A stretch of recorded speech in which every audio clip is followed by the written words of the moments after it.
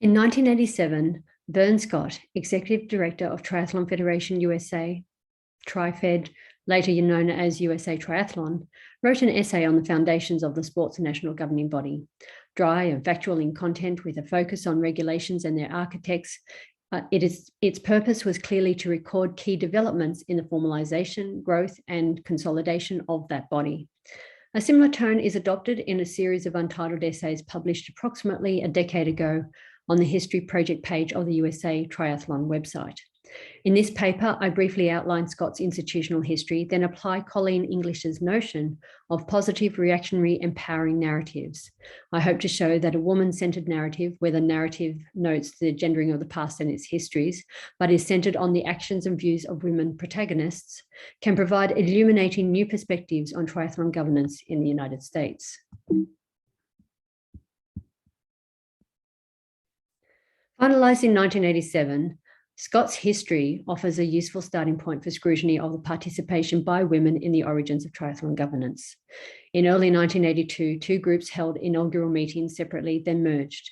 As you can see from my table of highlights, Scott thought it important to note the growing number of events, event participants, and TriFed members, as well as the development of race rules and guidelines and a formal TriFed event sanctioning process. These served as indicators of the legitimacy of the governing body in Scott's eyes and the potential eligibility of triathlon for recognition as an Olympic sport. Scott also documented measures to encourage membership such as insurance coverage, member discounts, and regular member communications via a newsletter, as well as the organization's financial foundations and challenges. He does not consistently identify organization members, mostly only referring to office bearers, individuals involved in key actions, and key changes to membership of the board of directors. The folder of documents from which Scott drafted the history is preserved in the USA Triathlon archives. From them, I have added a few details to the table and identified at least one inaccuracy. The first meeting of the American Triathlon Association took place on March 4th, not March 15th. The archive folder includes articles from the two triathlon magazines that existed at the time. They reveal widespread skepticism about the legitimacy of TriFed as a governing body because of the vested interests of board members, and report that competing interests led to an almost crippling implosion of TriFed in 1987. Now I'd like to look at the women involved in early triathlon governance. Out of the 36 individuals mentioned in the documents consulted, only 6 of them were women. None of them emerge as the architects of key policy, structural shifts, or steps to secure legal status or Olympic recognition. An early approach to women's history might seek to fill in the gaps to show that women played a role in key aspects of the past, in this case, in the origins of triathlon governance. To better understand the role played by the 6 women identified by Scott and others, I considered consistency of participation on the board over the first 5 years of triathlon governance. Only one person out of 36 remained a consistent participant throughout the entire period. That was a woman, Sally Edwards. I also looked at the formal roles and contributions of the 36 participants. Edwards' contributions were multifaceted and more diverse than any other individual. She was a founding member and key participant in the first meeting of the ATA, organised the gathering at which the ATA and USTA merged, headed various committees, always served as an office bearer on the board, and provided help and support to a series of TriFed presidents and to long-serving executive director, Vern Scott. She strategized to foster an organization that was not driven by personal interest and managed many aspects of TriFed financial matters in the early years. She loaned funds to enable its early activities, but espoused and pursued a revenue stream for TriFed that was independent from stakeholders with a commercial interest in the growth of the sport. There is value in considering sport institution histories in terms of gender. Many feminist histories of women and sport tend to focus on the gendering of sport as male in physical and cultural terms, and there is scope for separate research to demonstrate how this extends to governance as well. Here, however, I take up the argument put forward by Colleen English, who suggests that narratives of female marginality and exclusion from sport, even when intended to demonstrate female empowerment, locate them in relation to a male ideal, and, to quote her, situate women as invaders in the realm of sport. They also risk overlooking or misconstruing the meaning that women attribute to their sporting experience, not just as athletes, but in other roles as well. English suggests that a feminist model of meaningful narrative must acknowledge the differences in sport experience, which in her view requires closer attention to the stories that are told about female athletes, and obviously others as well. I go a step further and propose a need not just for narratives that pay attention to meaningful experiences of women, but for attention to the stories that women in sport themselves tell about their experience and actions and the meanings that they attach to them. With that in mind, I now want to include Sally Edwards' voice. To fill out the history of the origins of the USAT, I want to bring in Sally Edwards' voice using 3 sources: her History Project essay on women in triathlon, an oral history I conducted in 2015, and a book she published in 1982. The essay Edwards contributed to the History Project on women in triathlon is matter of fact and points to brief highlights in dot points, not shown here. She articulates the commonly held belief that from triathlon's beginnings, female triathletes have been accepted as bona fide competitors, not as a sideshow to the main event. She also notes that women's commitment to the sport has been at every level, listing the many different roles women have held, including development of the sport as race directors, or like me, that is her, through involvement with this governing body. While noting that female participation rates have grown, she also notes that there is room for improvement in other aspects, including triathlon media. The marital and maternal status of elite competitors still represents a key detail in media coverage, regardless of their race results.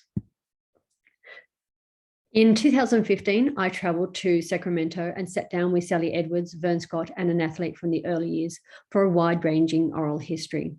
During the interview, Edwards explained numerous things, including that she offered to loan $500 at the first ATA meeting, primarily because Carl Thomas, as marketing director for Speedo, was dominating the table. When he said that he could get funds from Speedo, she decided to match him. From the very beginning, she was concerned about what she referred to as ego and individuals being involved in the organization for their own reasons, and commented disparagingly about Thomas and Jim Curl, who together founded and ran the first well-established and long-running triathlon series, the United States Triathlon Series. She suggested that they learned about race directing from women race directors and relied on them, but became widely known themselves because they established the series. She and Jim Curl drafted the earliest rulebook, but the first rulebook approved by TriFed a few years later was by Al James. Again, he got the glory, if you know what I mean. Edwards also contradicted her suggestion in the History Project essay that the sport welcomed women, suggesting that she actually always felt intimidated and not welcome. Potentially that may have been due to her sexuality. She was well known to be a lesbian. She also commented on bias in the media, noting that an elite athlete, Paula Newby-Fraser, received far less media attention than she deserved for her achievements. Reportedly, according to one photographer interrogated by Edwards, because she was not photogenic. Importantly, Edwards explained that when TriFed considered the first draft of the bylaws and competition rules, she pushed to ensure that equal prize money for men and women was included as a requirement for all sanctioned races. She had been the victim of unequal prize money when she finished third at the long-distance 1982 Nice Triathlon in France and received the equivalent of $4,000 US less than the third-placed man. My final source by Sally Edwards is a book that she published in 1982, potentially the first book ever on triathlon. Triathlon, a triple fitness sport, begins with a personal history, Edwards' account of her first attempt at an Ironman triathlon in 1981. She finished second and became the 5th woman ever to complete such an event. The first paragraph is in second person and invites the reader to imagine yourself standing on the beach at the start of the 1981 Ironman. The second paragraph is in first person. Edwards explains that she is the emergent person, but that the subsequent account of her first attempt at an Ironman triathlon is told in third person, as if she were a different person, not an elite athlete or author, because her experience led her to believe that anyone could do it. Further, she found it transformative. Athletic activity is part of my liberation, she wrote, suggesting that the experience of transformation is available to anyone who chooses to take on an Ironman. She concludes, this book is about making that choice. The book is thus about enabling individuals to gain the personal benefits that can arise from participation in the sport. But there are clues suggesting that Edwards hoped to reach a particular audience through the book. She uses gender-neutral language, except when referring to specific named individuals. In Edwards' book, Triathlon is not gendered male. She only once uses a gendered pronoun without reference to a specific individual. In her explanation for using third person to tell her Ironman story, she wrote that it could be conquered by, quote, anyone who chooses to experience the outer limits of her abilities and endurance. The book was not just about growing the sport, it seems, or about growing female participation in the sport, but also about helping to liberate women. This possibility is further affirmed when looking at the page preceding the table of contents where a book dedication might usually be found. Below an illustration celebrating her 1981 Ironman achievement, Edwards includes a quote from Simone de Beauvoir, which suggests that by being adventurous and challenging themselves, women can gain confidence.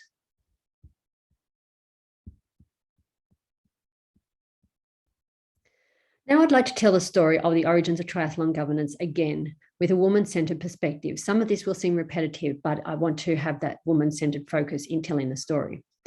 Sacramento entrepreneur, master's student, feminist, lesbian, and endurance athlete Sally Edwards felt personally transformed by her first attempt at the ultra triathlon known as Ironman, held on Hawaii's Big Island in February 1981. She had already achieved a great deal when she set out on the multi-sport adventure, yet Ironman represented, quote, a peak experience that provoked deep personal reflection and new perspectives on life. The following year, Edwards readily agreed to meet with Swim magazine publisher Penny Little and the two men with whom Little was working to establish a triathlon magazine called Swim Bike Run. They, with Edwards and other race directors, elite athletes and entrepreneurs, were interested in the future direction of the sport and concerned that commercial interests might limit its potential to gain recognition as an Olympic sport. At the first meeting of the American Triathlon Association, after speaking to the potential for the sport's growth and stressing the importance, needs, and obstacles confronting participants, Edwards reportedly concluded by emphasizing that, quote, the growth is intricately involved with control and regulation. If it's mishandled, forget it. Sally Edwards did not draft the formal regulations established during this time, but she published a book in 1982 with a chapter on how to run a triathlon, authored by race director Bill Thomas. The following year, she co-authored a book for race directors with another race director, Jim Curl. With revision, it was approved as an official TriFed publication. TriFed is the new governing body. Well, that's the name of the new body. Committed to developing the highest standards, Edwards lightly advocated that an expert, Al James, author the TriFed's official guide to competition rules and regulations. She thought that was more important to have the right regulations than to assert her name. The only person to serve on the TriFed board continuously for the first 5 years, Edwards represented a persistent voice for integrity and attention to participant interests, and only resigned in protest when it seemed the best way to highlight a crisis in integrity. In December 1987, confronted by the infusion of personal interest into the board's membership, publications, and financial decisions, she resigned, writing that the stated future of the Federation is not honestly aimed at the goals and objectives of serving its membership, triathletes. To Edwards, the structures of governance were meant to serve the interests of all triathletes. She insisted on equal prize money in TriFed sanctioning regulations and supported calls for refinement of event categories by gender and age. These and other measures appear to reflect the feminist convictions she held when she first tentatively took on the sport.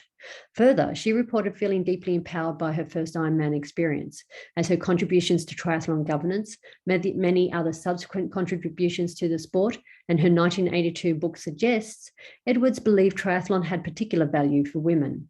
The book dedication page includes a quote from Simone de Beauvoir, suggesting that by taking on adventures that tested their limits, women would discover their capacity was greater than they thought. As de Beauvoir put it, they would no longer, quote, feel before the world timidity. So what new perspectives does this approach offer on the first 5 years of triathlon governance in the United States? By centering on a woman and on the aspects of the past that she found meaningful enough to include in her narratives, I have created a history that contrasts the institutional histories focused on structures. Hopefully, it is clear that the focus on structures in institutional triathlon histories minimizes awareness of the agency of individuals concerned with the ethics of the institution and misses much of the story that could be told about the process. If the narrator of triathlon governance history listens to Edwards' voice, it is apparent that she saw the personal impacts of participation as far more central to the sport than its formal structures. The structures were there to deliver a viable sport for the participants. In particular, she emphasized the significance of the triathlon experience for women. From her own experience, she believed triathlon could liberate women. It is thus possible to see Edwards' contributions to triathlon governance as feminist action. While that action did not result in full equality, it did ensure that key principles became part of the sport's institutional practice and philosophy, and that many women had the opportunity to engage in empowering and, in Edwards' view, transformative experiences.